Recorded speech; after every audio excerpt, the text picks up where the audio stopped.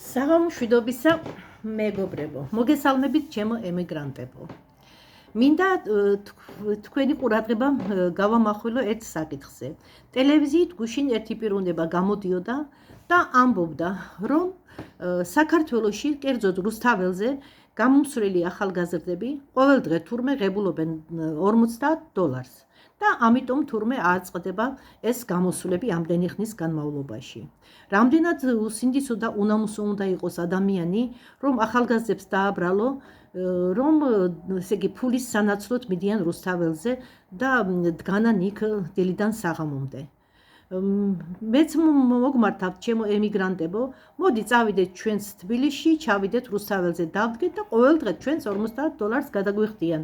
ჩვენ ყოველდღე $50 ემიგრაციაში რა თქმა უნდა არავინ არ მოგცემს, სადღაც რომ გადაითვალო თვეში $1500 მოგვიწევს. ეს რა თქმა უნდა ხუმრობით.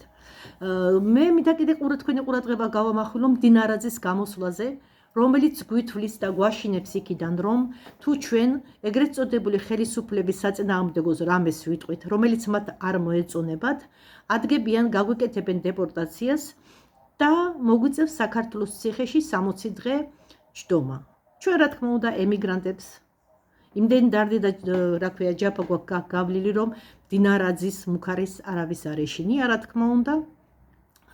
ჩვენ რა ქვია ამ უცხო ქვეყანაში ყოფნის დროს რა თქმა უნდა ჩათვალეთ ციხეში ვზივართ ისედაც რა ქვია 24 საათი ჩაკეტილები ვართ სახლში, არც სურვილი გვაქვს რომ გარეთ გამოვიდეთ და ამიტომ მდინარაძე ჩვენ ვერ შეგვაშინებს იმით რომ ციხეში ჩაგვსვამს თურმე 60 დღე იმის გულისთვის რომ ჩვენ რაღაცა სიმართლეს ჩვენს აზრს ვამბობს.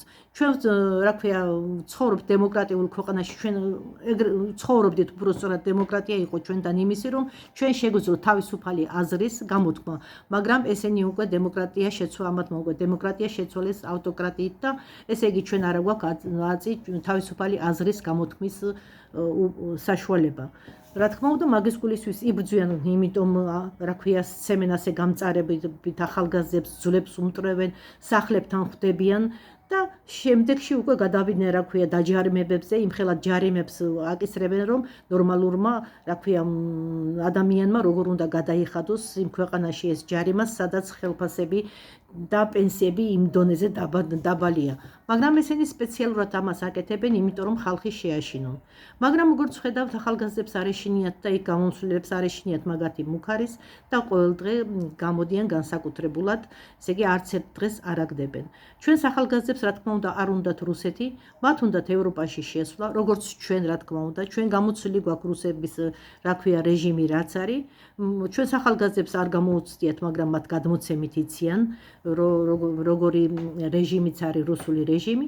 ამიტომ რა თქმა უნდა ისინი არაპირებენ უკან საბჭოთა კავშირის დაბრუნებას და ცდილობენ რომ მიაღწიონ ახალ არჩევნებს, ხელახალ არჩევნებს და ქვეყანა წავიდეს ევროპისკენ. ჩვენც ემიგრანტებიც აქედან თვალყურს ვადევნებთ. ჩვენ ყველანაირი ინფორმაცია გვაქვს, როგორც კობახიძემ ამის წინათ აღნიშნა, რომ თურმე ემიგრანტებს არანაირი ინფორმაცია არ აქვთ და ისინი ინფორმაციის ნაკლებობას განიცდიან. არა, ნამდვილად ეს ასე არ არის. იმიტომაც არ გაუხსნეს საარჩევნო რა ქვია ოლქები ემიგრანტებს, რომ ემიგრანტები იცოდნენ, ემიგრანტებისგან ისინი არ ელოდებოდნენ რა ქვია ხმის მიცემას, იციან რომ ემიგრანტებს უნდათ ცვლილებები ქვეყანაში და ამიტომ ემიგრანტებს რა ქვია არაძლევენ იმის საშუალებას, რომ არჩევნებში მიიღონ მონაწილეობა. მაგრამ სამწუხაროდ ეს ასე არ გაგრძელდება, დღეს იქნება თუ ხვალ იქნება, ეს მთავრობა ალბათ წავა და მოუწევთ ახალი არჩევნების ჩანიშვნა. რა თქმა უნდა დემოკრატიული არჩევნები უნდა ჩატარდეს. ასე რომ სულ ეს მინდოდა მეთქვა ჩემო მეგობრებო, ჩემო ემიგრანტებო, ჩვენ აქამდეც გვწვდებიან, ერთი-ორ სიტყვას თუ რამეს დავწერთ და რაღაცა რა ქვია გulis ტკივილს დავწერთ, აქამდეც მოგწონდა ემიგრაციაშიც გვემუქრებიან ციხეში ჩაჯდომით. ეს ჩვენი ქვეყანა უკვე დაადგა ავტოკრატიულ გზას. დემოკრატია მათთვის უკვე უცხო ხილია, იმიტომ რომ თუ კი შენ სიტყვის გულისთვის ციხეში ჩაჯდომით გემუქრებიან, წარმოიდგინეთ ცოტა ხანში რა იქნება თუ ამათ ეს გაუვიდათ. სულ ამის თქმა მინდოდა ჩემო მეგობრებო, ჩემო ემიგრანტებო, კარგად ბრძანდებოდეთ მომავალ შეხვედრამდე.